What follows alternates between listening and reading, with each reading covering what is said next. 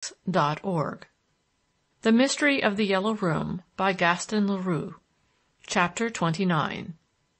The Mystery of Mademoiselle Stangerson. During the days that followed, I had several opportunities to question him as to his reason for his voyage to America, but I obtained no more precise answers than he had given me on the evening of the adjournment of the trial, when we were on the train for Paris. One day, however, on my still pressing him, he said, "Can't you understand that I had to know Larsan's true personality?" "No doubt," I said, "but why did you go to America to find that out?" He sat smoking his pipe and made no further reply. I began to see that I was touching on the secret that concerned Mademoiselle Stangerson. Rouletabille evidently had found it necessary to go to America to find out what the mysterious tie was that bound her to Larsan by so strange and terrible a bond. In America he had learned who Larsan was, and had obtained information which closed his mouth. He had been to Philadelphia. And now what was this mystery which held Mademoiselle Stangerson and Monsieur Robert Darzac in so inexplicable a silence?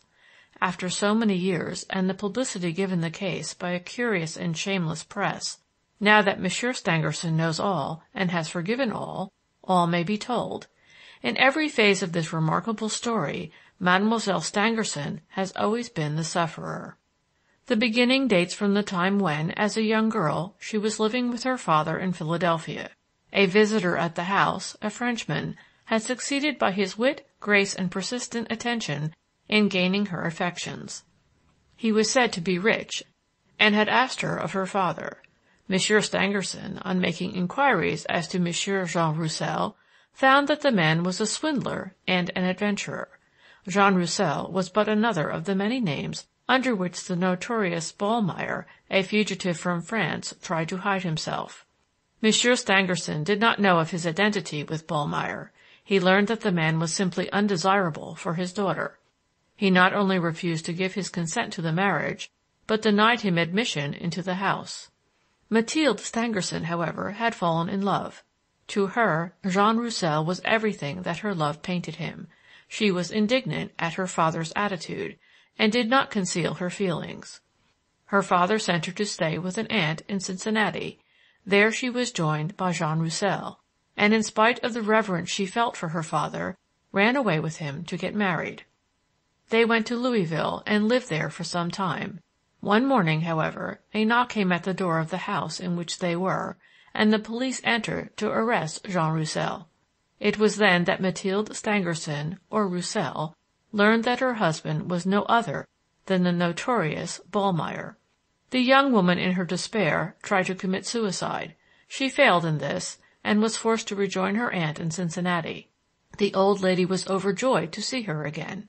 She had been anxiously searching for her, and had not dared to tell Monsieur Stangerson of her disappearance.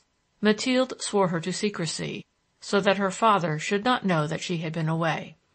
A month later, Mademoiselle Stangerson returned to her father, repentant, her heart dead within her, hoping only one thing, that she would never again see her husband, the horrible Ballmeyer.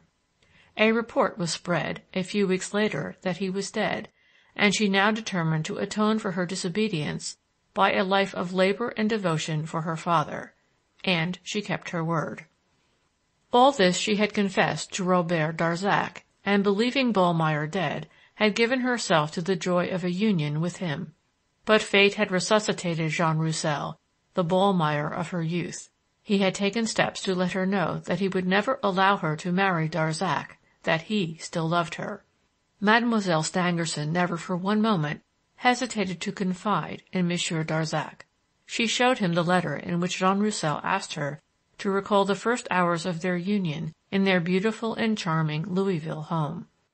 "The presbytery has lost nothing of its charm, nor the garden of its brightness," he had written.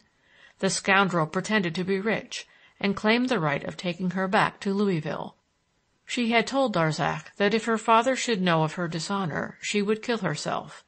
Monsieur Darzac had sworn to silence her persecutor, even if he had to kill him. He was outwitted, and would have succumbed had it not been for the genius of Rouletabille. Mademoiselle Stangerson was herself helpless in the hands of such a villain. She had tried to kill him when he had first threatened and then attacked her in the Yellow Room. She had unfortunately failed, and felt herself condemned to be forever at the mercy of this unscrupulous wretch who was continually demanding her presence at clandestine interviews. When he sent her the letter through the post office, asking her to meet him, she had refused. The result of her refusal was the tragedy of the Yellow Room. The second time he wrote asking for a meeting, the letter reaching her in her sick chamber, she had avoided him by sleeping with her servants.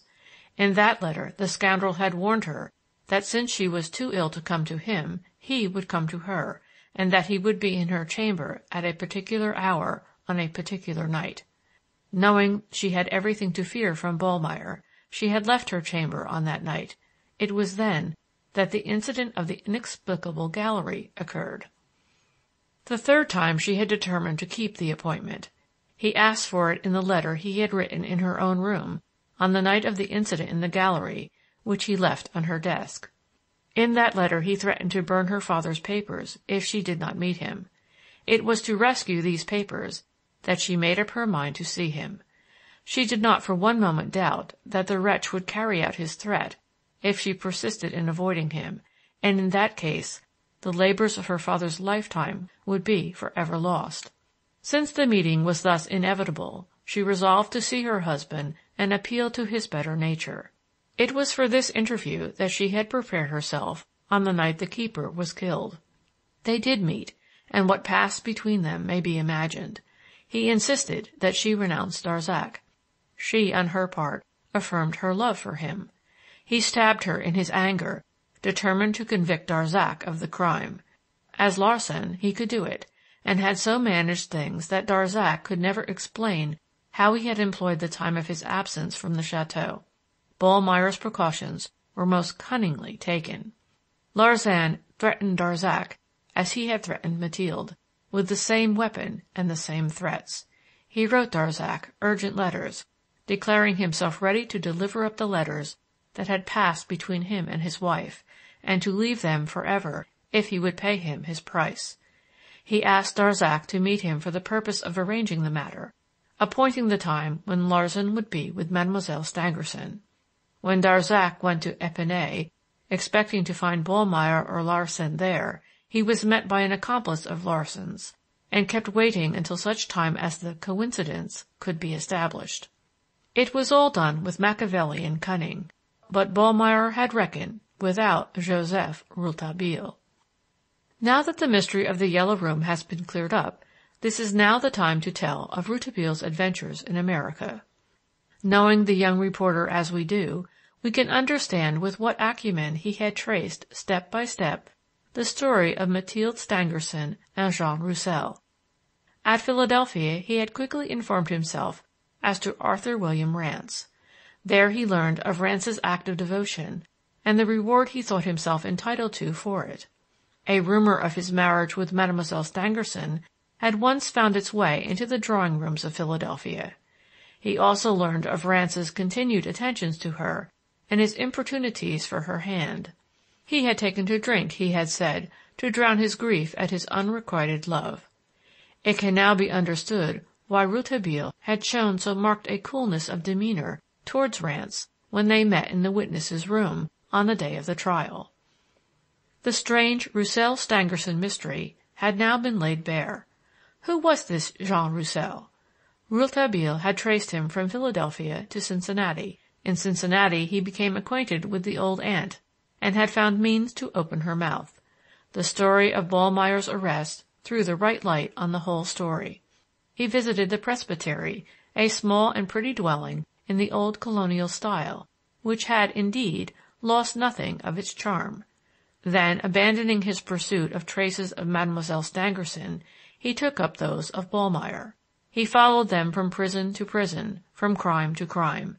Finally, as he was about leaving for Europe, he learned in New York that Ballmeyer had, 5 years before, embarked for France with some valuable papers belonging to a merchant of New Orleans whom he had murdered. And yet the whole of this mystery has not been revealed. Mademoiselle Stangerson had a child by her husband, a son. The infant was born in the old aunt's house. No one knew of it, so well had the aunt managed to conceal the event. What became of that son? That is another story which, so far, I am not permitted to relate. About 2 months after these events, I came upon Rouletabille sitting on a bench in the Palais de Justice, looking very depressed. "What's the matter, old man?" I asked. "You are looking very downcast. How are your friends getting on?" "Apart from you," he said, "I have no friends." "I hope that Monsieur Darzac—" "No doubt." "And Mademoiselle Stangerson, how is she?" "Better, much better." "Then you ought not to be sad." "I am sad," he said, "because I am thinking of the perfume of the lady in black." "The perfume of the lady in black! I have heard you often refer to it. Tell me why it troubles you." "Perhaps some day, said Rouletabille, and he heaved a profound sigh. End of Chapter 29. End of The Mystery of the Yellow Room by Gaston Leroux.